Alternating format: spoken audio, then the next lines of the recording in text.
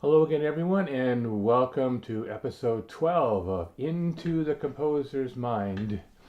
My name is Byron Herman, and as those who have been following this series know that we are chronicling the composition of a new chamber music piece.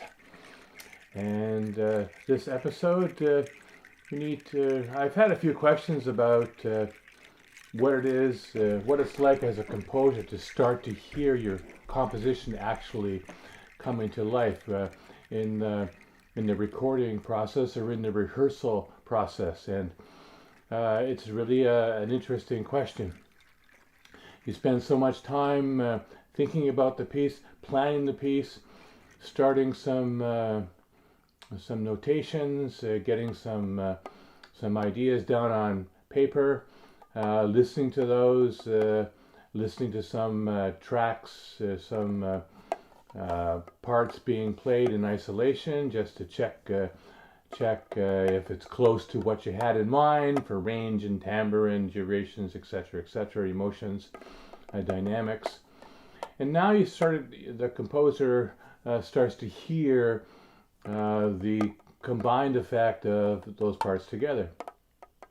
And yeah, this is quite an interesting question, because sometimes you say, "Wow, that's fantastic! That's exactly what I wanted to hear," and it sounds so nice to actually uh, hear your composition come to life. Of course, there's also the other side of it, say, where you have some um, evaluation that has to go on. Again, we talked about the evaluation process. What you wanted, what you hear, how close was it together, and what sort of revisions do you need to take. So there is, of course, that aspect of taking some things, throwing them into the garbage, and starting over again, or generally speaking, just doing some modifications depending on how close the actual sound was to what you had envisioned. So it does feel really good inside when you hear those things coming together, and when you, as a composer, start to understand that your concept for the emotions, for the feelings of the piece, are actually coming to life. So it's an interesting question, and there's both sides of the coin on that. But for the most part, it's a really good feeling to have those to have performers actually play the piece that you've envisioned.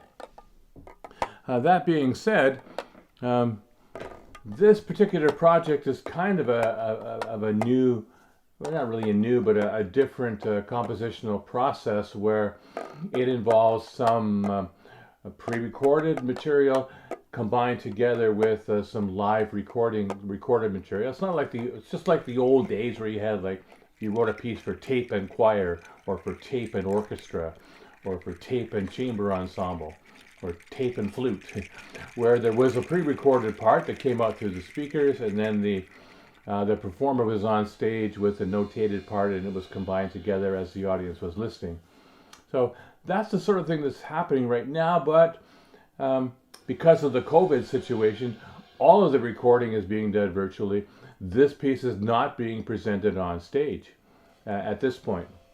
So it's another interesting compositional feeling that I have a bit more control. I can take the tracks that are recorded and basically turn it into a recording as opposed to a live performance. So that's kind of what's happening right now, is I'm creating the recording by taking all the individual tracks, all the individual parts that the different people have provided from the score that I've asked, and I'm able to edit that down in a recording software to come up with a product.